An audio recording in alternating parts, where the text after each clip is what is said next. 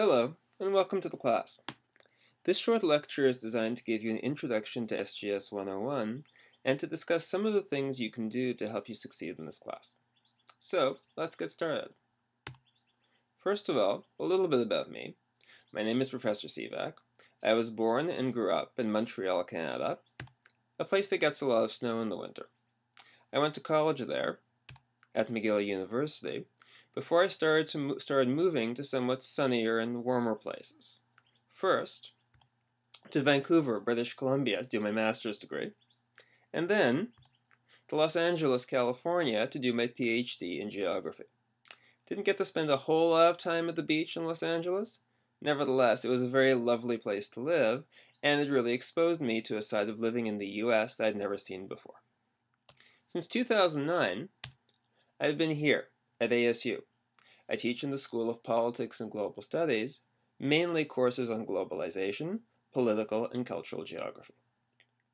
So, now that you know a little bit about me and where I come from, make sure that you do your Who Are You discussion board post. It's a great way to introduce yourself to the class, for everyone to get to know you, and to create a little bit of a sense of community in an online course. So, let's move on to the mechanics of the class. Generally speaking, this course has three goals. One, pretty straightforwardly, identify and define contemporary globalization.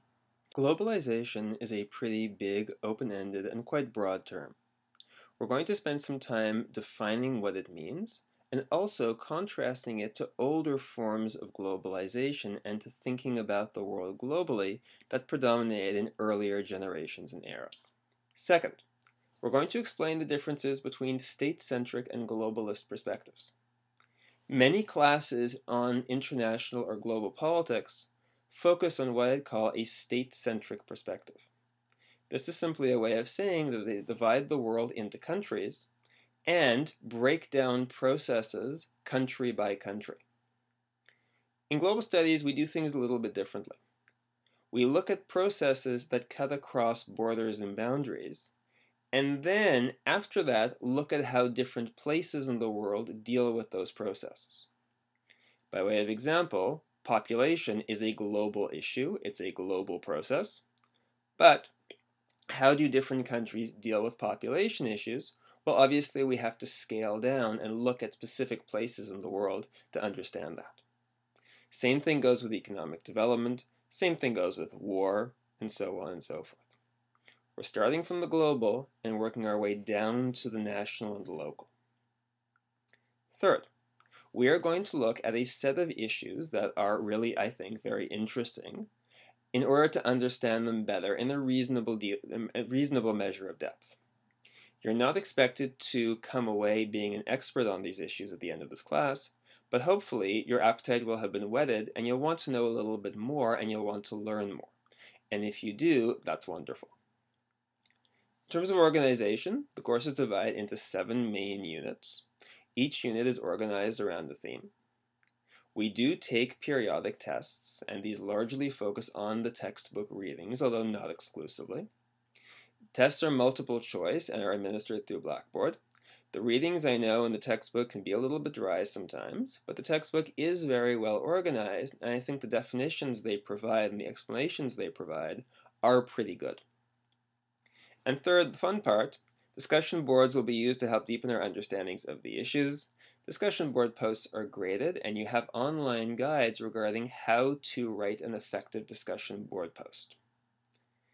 So, how to succeed in this class a little bit more generally.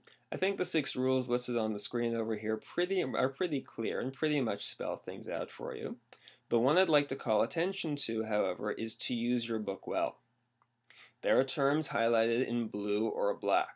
They are defined in the book's glossary. They are important. If I go over them in lecture, they are doubly important. Make sure you're systematically working through this material.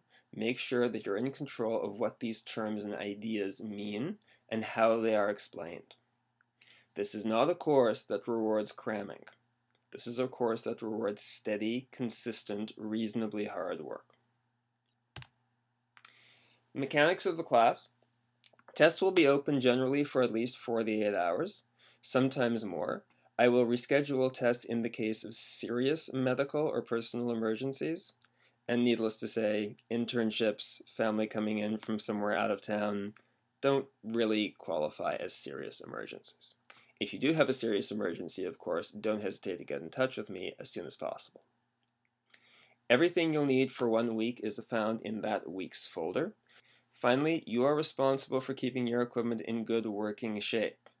There are all kinds of things that can really reduce the performance of your computer system in an online course setting, from outdated software to virus scanning that isn't running the right way, and so forth.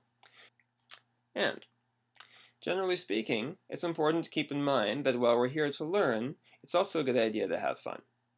SGS and POS are exciting majors. We have lots of classes, we have lots of activities, we have lots of events, open houses in February, talks that go on here. Find out what's going on. You have a link to the website on the slide. Take the time and take advantage of these resources. They are here for you, and they can make both this class and your time at ASU more generally a lot richer, a lot more educational, and a lot more fun.